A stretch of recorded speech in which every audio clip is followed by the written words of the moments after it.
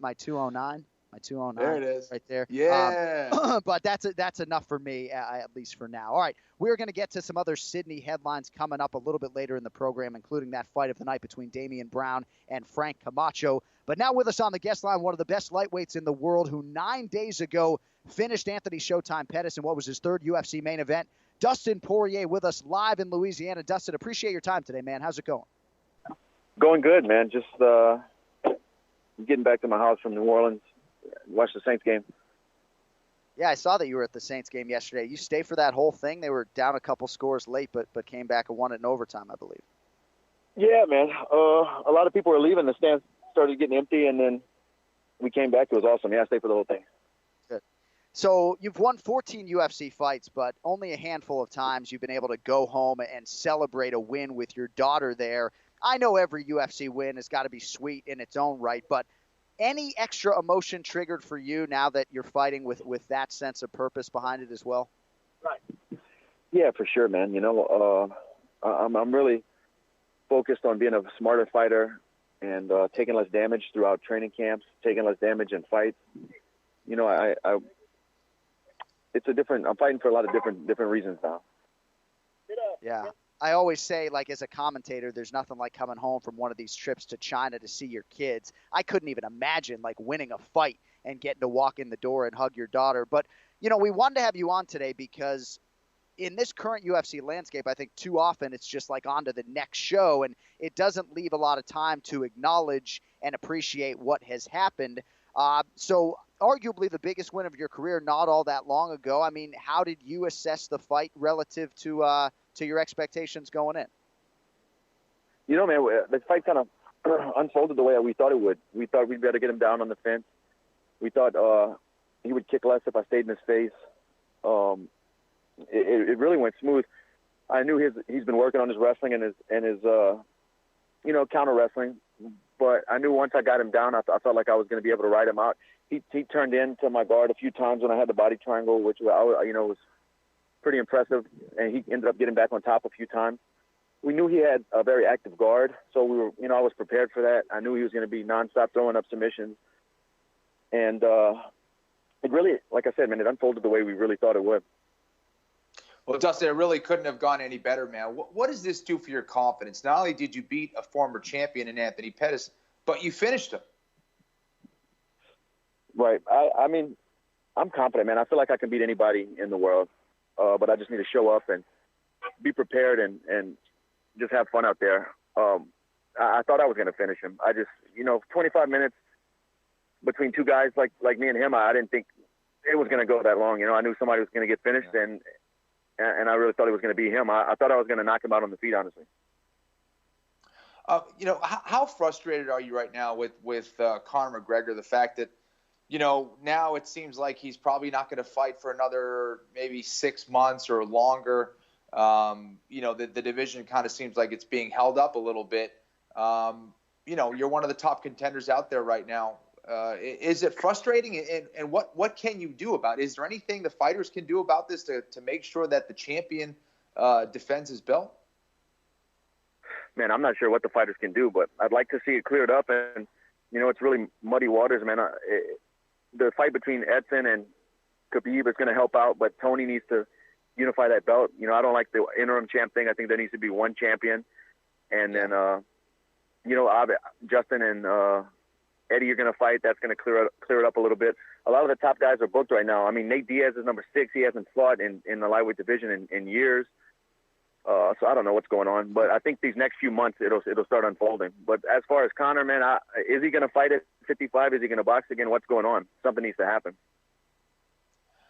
Do you think it would be right for the UFC to strip him and just make Tony Ferguson the champ? I don't know. I'd hate to see a guy get stripped of the belt. The guy earned it. But what are some of the past stuff they've done with other champions who haven't defended in over a year, I'd go off of that. If they've stripped people before for not defending in 18 months or whatever it's going to be, then maybe take the belt from. We got guys Dustin, working and trying to get that goal. So you did your camp, obviously, at American Top Team here in South Florida, but was this the first fight since you moved back to Louisiana or the second one? This was my first fight back, my first full camp, going to Florida with, just packing my gear and my family and renting a place and staying there for 12 weeks. This was my first time doing it. And I got to say, man, it was pretty smooth, and it's nice at this point in my career, 36 fights in, to have a little bit of separation between everyday life and training camp. Yeah. The last 10 years of my life, I've been living in training camp. Everywhere I'm at, it's just I'm training and fighting and training. So, I'm back here in Louisiana between fights, and I have buddies and local fighters who I can help prepare. I have a gym here. I'm having fun. And then when it's time to really crunch down and get to the business, I go out to Florida and lock myself away. Well, 1 for 1, man. The results certainly speak for themselves. And I guess your daughter's not in school yet, so she can come along and everything works out. Right. So a couple rapid-fire questions with you on the way out here. So Daniel Cormier, and you know this, he says that you and not him are the king of Lafayette, Louisiana. And now you're living back in your home state, so there's no argument anymore. But who's the bigger New Orleans Saints fan? Is he the bigger football guy than you are? I mean, I was at the game Sunday, so what do you think? Yeah, there you go. Did you play any other sports growing up? And if so, what was your best sport?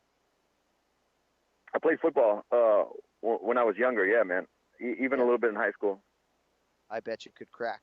All right, Forrest Griffin. I know you could. All right, Forrest Griffin, he talks to me a lot about overpopulation.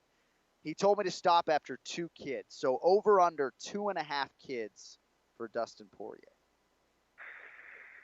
Under. Smart man. Under, man. One, maybe a couple years ago I thought, but now 1 is a handful. I can only imagine, more than 2. All right, finally, toughest fight for you at 155 pounds. Is it Conor McGregor, Tony Ferguson, Khabib Nurmagomedov, or someone I'm not mentioning? That's tough to say, but probably keeping Khabib off your legs and building back up when he does get takedowns, or stopping him for 25 minutes would be the toughest fight, the most grinding fight. Most contenders won't even answer that question, but I know you're confident enough in your skills against all these guys. If you get your shot, you'll maximize it. So hopefully that first UFC title shot comes for you at some point in 2018. As for 2017, unbeaten all year, and I got to think nice to get that main event in before the holidays. So thank you for the time, my man. We just wanted to shine a little spotlight on you because the schedule keeps going, and you deserve it. So wish you the best, and hopefully we'll catch up before your next fight, man. I appreciate that, man. Thank you, guys. All right, there's Dustin Poirier with us on the Anakin Florian podcast. And, sometimes, Kenny, with these shows just going back to back to back, right? I feel like when Stipe Miocic knocked out Fabricio Verdum, if my memory serves correct, after that fight, we were off the next week. And it was a big benefit to Stipe, right, that we had 2 weeks to talk about Stipe. And we could have booked Dustin Poirier last week. I wanted to give him some time with his family in Louisiana. But, sometimes it's just one fight into the next, and Poirier's win just gets swept under the rug. And I don't think we should do that, right? I mean, this was the biggest fight of his life, main event against Anthony Showtime Pettis, and largely dominated the guy in the UFC's toughest division. So moving on up for DP. Yeah, absolutely, man. Dustin really has improved a great deal. And I think, the skills were really never in question for Dustin. I think that sometimes when he was in those important fights, he wasn't able to get the win. Getting this win over a guy like Anthony Pettis and getting a finish, I think was very impressive. So I think he deserves that next winner between Gaethje and Alvarez. I was going to ask him about his confidence, and then I think you asked him in your second question, because when he fought Conor McGregor, it was September of 2014, UFC 178, and he was confident as hell going in that he was going to beat Conor McGregor that night. I mean, certainly there was nothing easy for Dustin in making 145 pounds, never missed weight. As we've said on these airwaves repeatedly, he left that division as the winningest. Europeans hate when I use the word winningest. He left that division having won more fights in it than anybody else in UFC history. But, how much more confident, right, is a fighter now, 3 years removed from that fight, given all the success he's had at 155 pounds? I know this is a confident fighter to begin with, Kenny, but you got to think he's at a totally different mental place now than he was before that first McGregor fight. Absolutely, and you can argue that loss against McGregor is kind of the fuel for Dustin Poirier. I really believe that that loss